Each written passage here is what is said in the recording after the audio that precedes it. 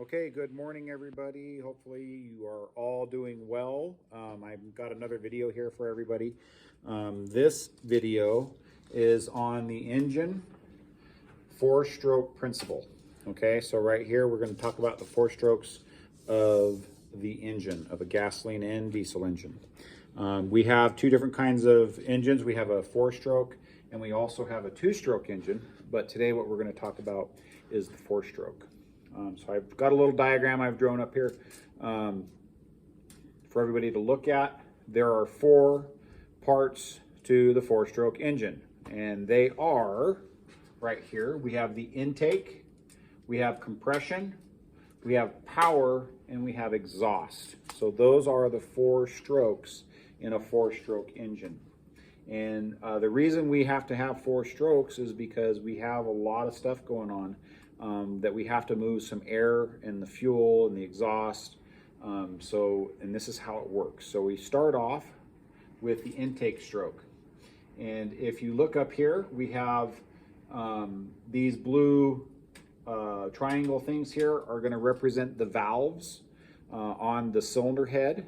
And I wrote on each valve what position they're in on that stroke. So for an example, on the intake stroke, the intake valve is open, okay? Intakes are going to be on the left side and the exhaust valves are going to be on the right side. So our intake valve is open. When the intake valve is open, that allows fresh air and fuel to come into the cylinder. The piston is on its way down, so it's coming down from the top, and it's acting like a syringe, and it's sucking in the fresh air mixed with fuel. And so they mix fuel in it because they're going to light that fuel on fire. And so what we do is after we get our intake stroke, open intake valve, piston comes down, we fill it up with fresh air and fuel mixture, atomized fuel. Then we're going to start the compression stroke. Then the piston starts to go up. After that piston starts going up, it starts to compress that air-fuel mixture towards the top of the cylinder head, and it pushes all that all the way up. Both of the valves are closed at that time. And then what happens is if you create pressure with air or any other kinds of thing, when you put it under pressure, it creates heat. So this starts to heat up. And depending on what kind of an engine you're going to use, whether it's gasoline or if it's diesel, if it's a gasoline engine, you're going to use a spark plug and you're going to light off that compressed air, fuel air mixture, and it will start and it'll explode basically. So you're going to cause that to explode here in a minute. And we're going to talk about that in the next one.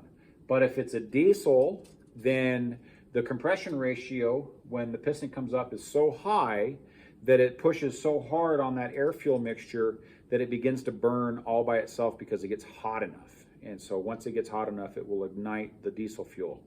All right, so now that we're on our compression stroke, we ignite the fuel. Now the piston wants to come down. All that pressure is built up inside of the cylinder and in the head, the combustion chamber, that the piston is going to be forced down. That's called the power stroke. So we have the power stroke right here.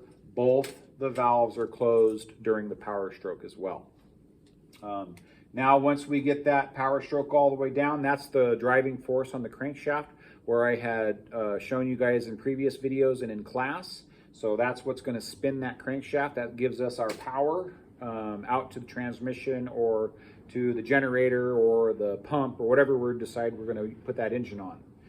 Now, the momentum from spinning is going to continue on, and we're going to push that piston back up again. And why we do that is because all that burnt fuel that we had just burnt is going to exit out the exhaust valve. So the intake valve is closed, the exhaust valve opens on the exhaust stroke, and that piston pumps out all that burnt air and fuel out the exhaust pipe. And then we start it all over again, and then we start our four cycle all over. And so we start with the intake, the compression, the power, the exhaust, and that repeats itself over and over again as long as the engine is running. Each piston has that same cycle, and each piston has a turn to have a power stroke on the crankshaft to cause that turning motion, that spinning motion.